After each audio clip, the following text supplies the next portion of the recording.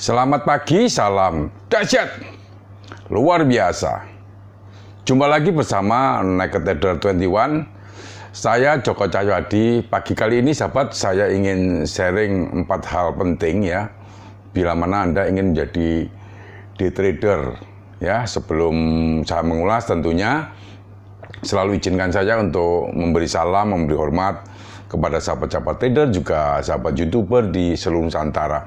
Mudah-mudahan pada kesempatan pagi kali ini, pagi yang cerah ini, Anda semua dalam kondisi berbahagia dan luar biasa.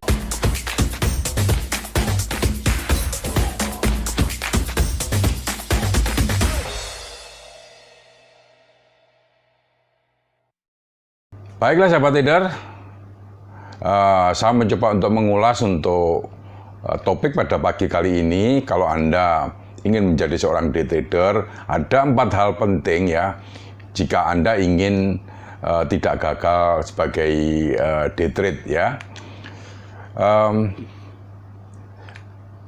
Intinya begini sahabat trader, kalau memang Anda ingin menjadi seorang day trader yang sukses ya, tidak bisa dipungkiri gaya trading ini sudah menjadi primadona ya, karena dianggap bisa mendatangkan profit tanpa perlu menahan posisi terlalu lama. Lazimnya seorang day trader akan sering membuka dan menutup posisi di dalam perdagangannya dalam tempo 1 hari, bahkan mungkin kurang ya, bisa hitungan jam. Tujuannya adalah agar segera mendapatkan kepastian profit ataupun loss. Artinya mengambil kesempatan di dalam pergerakan dalam kurun waktu 1 hari. Lantas mengapa banyak trader justru mengalami gagal dalam day trading ya? Apa penyebabnya? Ada statement di kalangan trader mengatakan bahwa day trade bukan untuk dicoba-coba. Ada juga yang bilang bahwa day trade hanya untuk trader profesional. Pernyataan tersebut muncul ya, tentu bukan tanpa alasan. Selain berisiko tinggi, day trade juga sangat menguras mental karena memiliki tuntutan target profit harian. Namun hal ini kerap kali diabaikan para trader pemula, sehingga yang terjadi di lapangan justru cenderung menyakitkan. Ini memang dalam praktek atau kenyataannya seperti itu.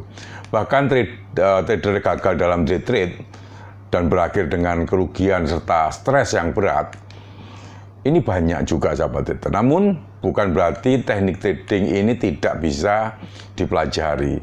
Semua orang tentunya memiliki kesempatan yang sama ya untuk menjadi trader harian yang sukses.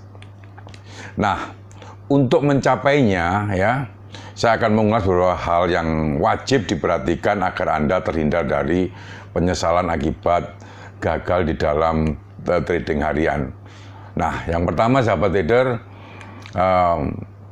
yang perlu Anda perhatikan adalah pasar adalah teman Anda. Nah, maka dari itu kenailah ya. Ada pepatah lama mengatakan tak kenal maka tak sayang. Ternyata pepatah ini sangat relevan dengan penerapan day trading. Rata-rata pemula yang gagal di dalam day trading biasanya berawal dari sikap meremehkan pasar ya, dengan langsung terjun ke pasar tanpa mengenalinya lebih dahulu. Padahal mengenali pasar adalah poin penting yang harus dikuasai oleh seorang trader. Nah, lemahnya pemahaman terhadap pasar hanya akan mengantarkan para trader ini ke jurang kebangkrutan. Ini memang kebanyakan rata-rata seperti itu. Nah, secara ringkas, pasar forex adalah tempat transaksi jual beli mata uang antara berbagai pihak dan dilakukan secara online. Dalam hal ini ya, setidaknya ada 3 hal wajib dipelajari trader agar bisa bersahabat dengan pasar ya. Antara lain, yang pertama likuiditas mata uang. Kemampuan suatu mata uang untuk dapat diperjualbelikan secara cepat ya, mungkin yang artinya semakin liquid mata uang itu semakin bagus tentunya. Namun tidak semua mata uang di dalam market ini memiliki likuiditas yang tinggi. Nah, untuk day trade pemula sangat disarankan memilih mata uang yang tentunya memiliki likuiditas yang bagus, seperti pada pair major currency ya.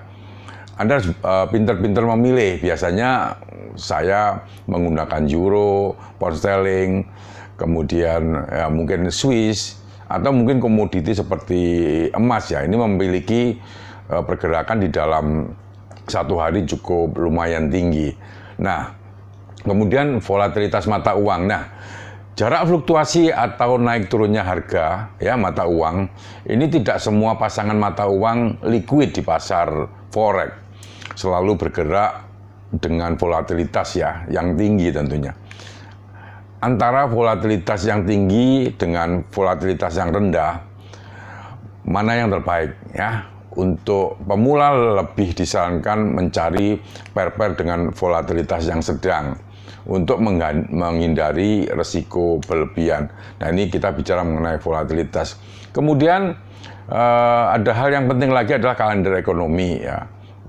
Kumpulan jadwal rilis berita-berita fundamental, konferensi pers, serta agenda-agenda penting lainnya, informasi-informasi tersebut tentunya berguna untuk membantu trader menganalisa prospek pergerakan mata uang untuk terkait.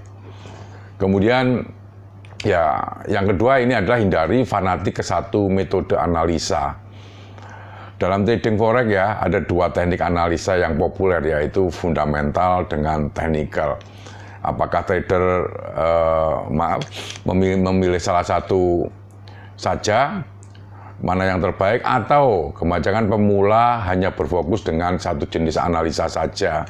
Nah, ini biasanya kurang disarankan. Artinya harus mengcombine antara technical maupun fundamental ya.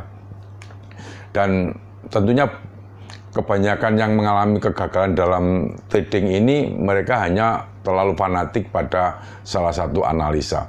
Padahal menurut saya bahwa dua jenis analisa tersebut sama-sama penting dan bersifat saling melengkapi. Nah, dengan analisa teknikal, trader akan sangat terbantu ya tentunya dalam mengamati keadaan market menggunakan tool dan indikator-indikator teknikal. Untuk mendapatkan hasil analisa yang lebih baik, biasanya trader teknikal juga mengamati pola-pola pergerakan candlestick atau lebih dikenal dengan price action, dan di sisi lain trader fundamental akan mempelajari antara hubungan pergerakan harga pasar dengan perubahan kondisi ekonomi. Nah, bagi trader fundamental atau yang berfokus pada analisa fundamental, kemampuan mengidentifikasi ya ketidakseimbangan permintaan dan penawaran dalam pasar akan sangat membantu dalam melihat peluang profit jangka panjang tentunya. Nah, menurut fakta di lapangan, sahabat trader, bahwa trader profesional akan cenderung menggunakan analisa fundamental untuk mengetahui faktor pergerakan harga, ya. Kemudian intinya memverifikasi dengan indikator teknikal. Ini realitasnya seperti itu. Saya sendiri sih kebanyakan menggunakan teknikal ya. Untuk fundamental itu biasanya untuk melengkapi. Nah, realitas trading yang sebenarnya trading hanya dengan mengandalkan satu jenis analisa saja itu justru akan mengurangi akurasi sinyal. Nah, tentunya harus dikombinasi. Kemudian yang ketiga ya, tanpa strategi yang matang semuanya akan tentunya sia-sia. Banyak pemula gagal di dalam melakukan day trade karena mereka tidak memiliki dasar strategi yang jelas atau metode yang digunakan hanya asal-asalan. Nah, ini kebanyakan kalau saya perhatikan asal bisa ngeklik buy dan sell. Nah, mereka menganggap bahwa dia sudah bisa trading.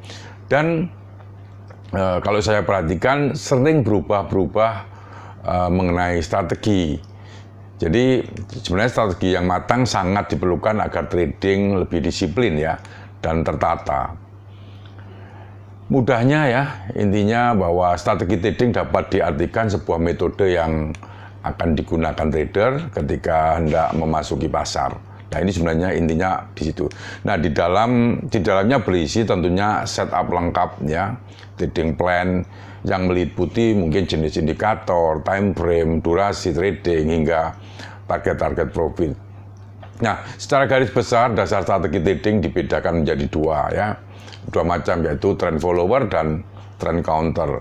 Sesuai namanya tentunya sering saya coba juga ulas ya. Trend follower adalah gaya trading yang mengikuti tren terkini. Jika pasar sedang naik ya, trader akan membuka posisi buy. Ini atau sebaliknya ya.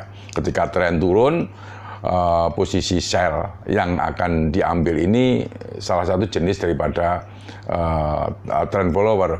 Ada pula jenis strategi trading dengan melawan pasar atau lebih apa namanya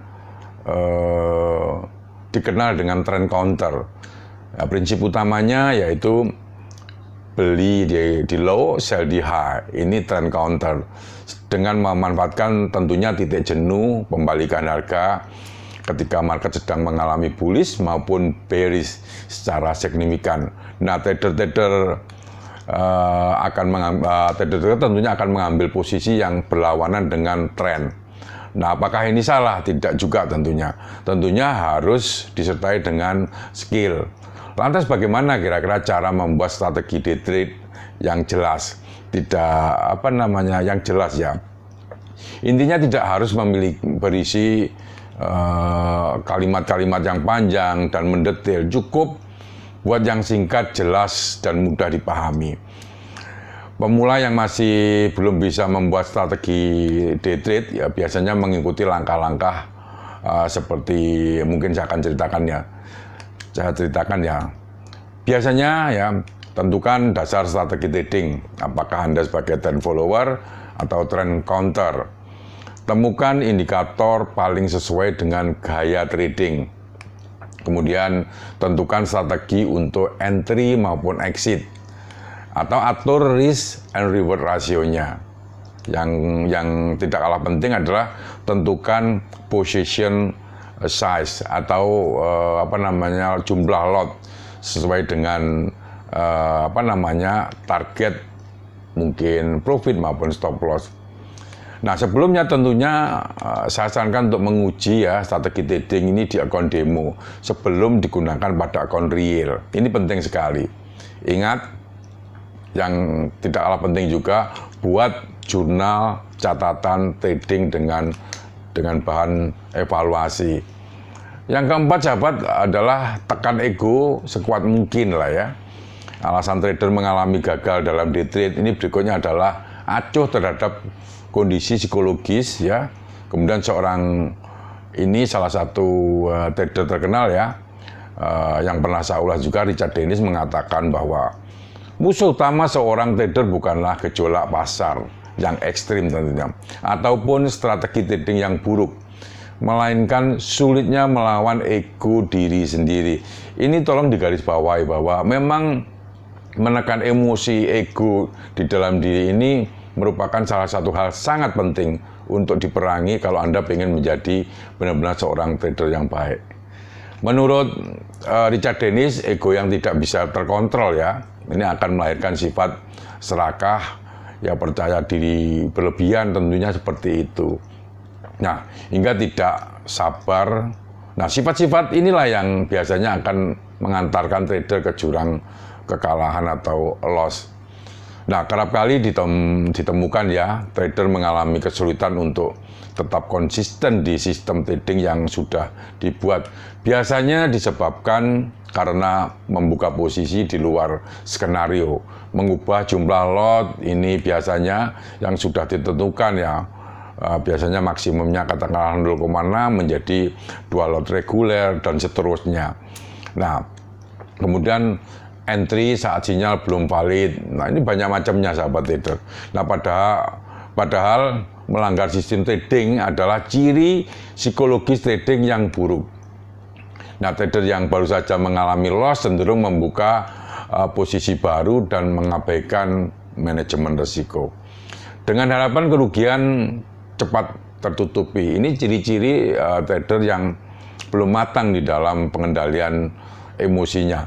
Namun yang terjadi justru sebaliknya, saat kita mengejar ingin mengembalikan keuntungan, bukannya mendapat untung, tapi bisa-bisa malah margin call. Itu yang terjadi.